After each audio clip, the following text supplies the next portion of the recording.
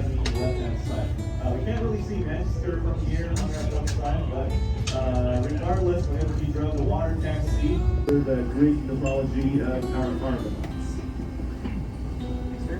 So it's been more than 17 years since we've been started sailing here on Busan and Italy Bay. Actually, 75 years, I would say. This year, 2024, is our 75th anniversary. So we are among the oldest businesses running here in waterfront Seattle. 1874. And on our starboard side, which is the right-hand side of the vessel, we see the Pier 56, yellow and green pier. You might be able to see that sign that says Elliot's Oyster House. Behind Seattle and Meridian. Maybe some of you have already listened to Brave on our 2 o'clock. It's a pretty cool place. There's a little section inside our Brave where you can literally touch cute marine animals such as cute starfish, cute barnacles, cute idiots, the line. So if that's what you like, that's a cute marine animal. Definitely check it out. They also do a live demonstration of giant octopus feeding a few times a day, which is pretty wild. Definitely check it out if you get a chance to visit the aquarium on our starboard side, which is right-hand side of the vessel. If you keep looking at our starboard side, you might be able to see the Marketplace Market, one of the oldest running public market in the entire country, located in downtown Seattle. Lots of different businesses at Pike Place Market. Maybe you haven't been there already. But that's the most popular tourist destination.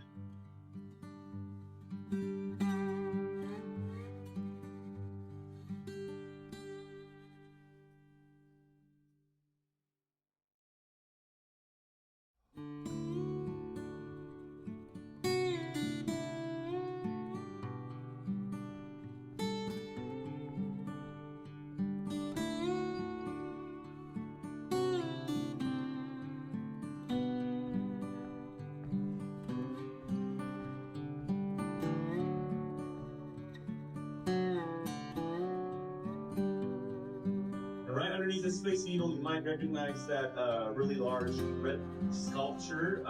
Supposedly, that red sculpture represents a flying eagle. It doesn't really look like I'm so sorry. Flying eagle, it belongs to the park called Olympics. Night Federal Agency. Anybody here from the Midwest? Any Midwesterners on second deck? Wait. Ukrainian. Oh. Okay. Anybody know what these ray cylinders are about? Okay, well, those gray cylinders are grain silos. So lots of grains inside one of those cylinders. This is a grain terminal specifically. Pier 90 and 91. Pier 91 on our jump off in particular. This turns into the second news turn on down here.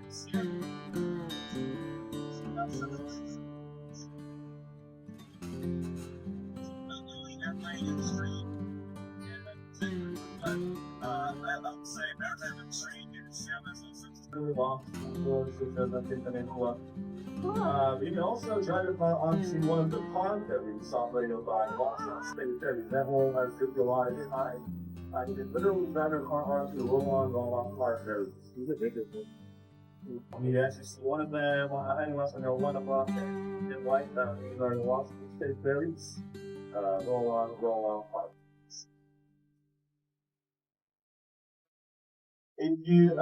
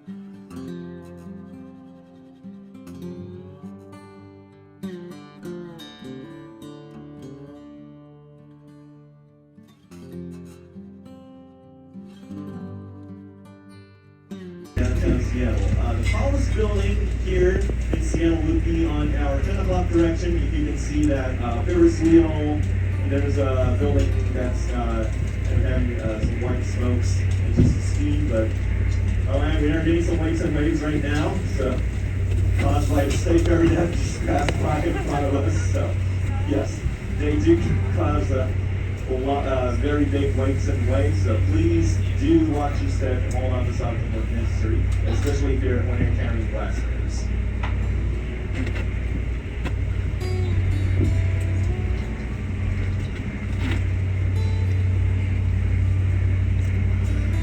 Yes, so on our 10 o'clock, the Ferris wheel, behind the Ferris wheel, you can see that black tower sticking out on our 10 o'clock. That black tower on the 10 is the tallest building here in Seattle, called Columbia Center, which is a business complex. Slightly less than 1,000 feet tall, or 993 feet to be exact. If you're not familiar with English unit, that would be 303 meters tall and metric system. They do have an observatory, not quite at the top, but at the 73rd floor, open to public, called Skyview Observatory. Unarguably the tallest point you can get to here in Seattle, publicly available tallest point. Unlike Space Needle, Skyview Observatory is fully indoors, but you do get the 360-degree view of the entire skylines, and it's pretty amazing views. I highly recommend you checking that out. Skyview Observatory entrance is located on 4th Avenue and Columbia Street.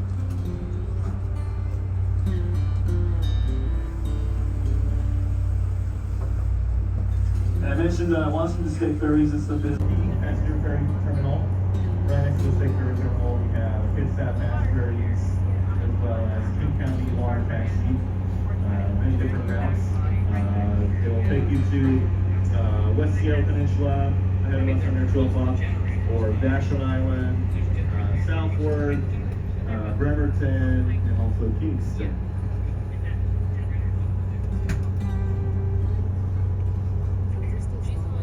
But those fast-speed passenger ferries, just like the one we see on our starboard side, they're not as frequent as the state ferries. I would say they're more catered for local commuters. So make sure you check out their timetable before heading to them.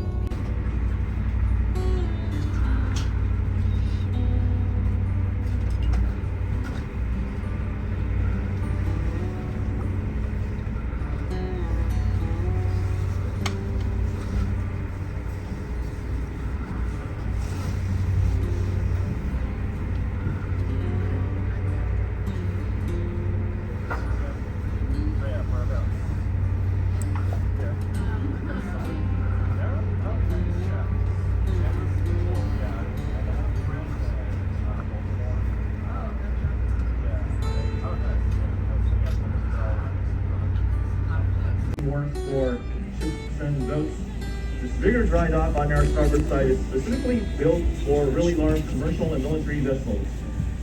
They do have contract with the U.S. Navy, U.S. Coast Guard, Washington State Ferries, and so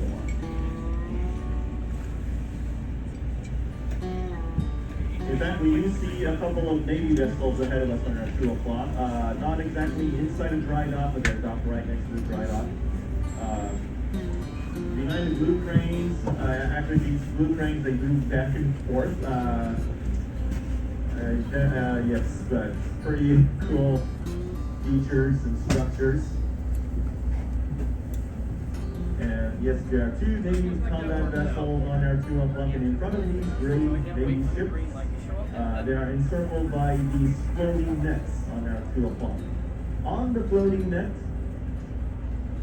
let's see. California beaches, every summer they have something called Beach Master Contest every summer.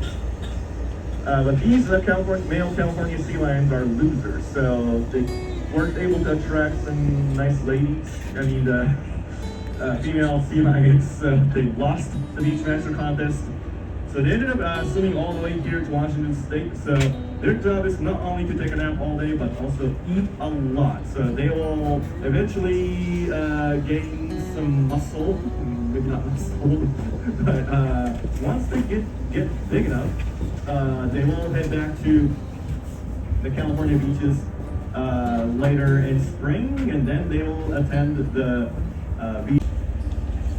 And we are the 4th biggest shipping port in the entire country. Ahead of us on our 2 o'clock, we now start to see these multiple white trains. The painting says SSA terminals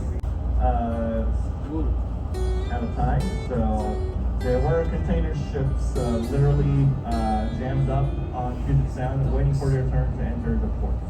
But if you do want to become a crane operator, after all, they do earn 6 feet.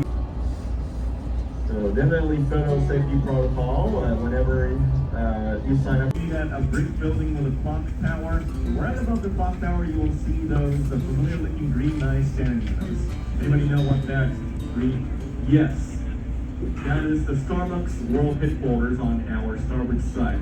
Local mom and pop coffee shop, not anymore. Thousands and thousands of coffee shops under our Starbucks brand all around the world. That's not where the Starbucks started. Starbucks started in Pike Place Market back in the early 70s. We still have the very first Starbucks coffee shop over there with an older Starbucks logo. Very tiny coffee shop though. You can get some ordinary coffee and teas, some tumblers. You can get some souvenirs as well. The very tiny coffee shop. So very long line all the time out there. And the Starbucks corporate headquarters on our Starbucks side, I don't believe they do public tour of any sort, but they do have the Starbucks Reserve location over there. Starbucks Reserve is a much fancier version of regular Starbucks coffee shop, and you can get some alcoholic coffee beverages as well. She is to be sold to different countries to join their navy. They're not. We don't really know which country yet, but she will be joining the Navy of a different country. We also see this white ship, another white ship. The painting says.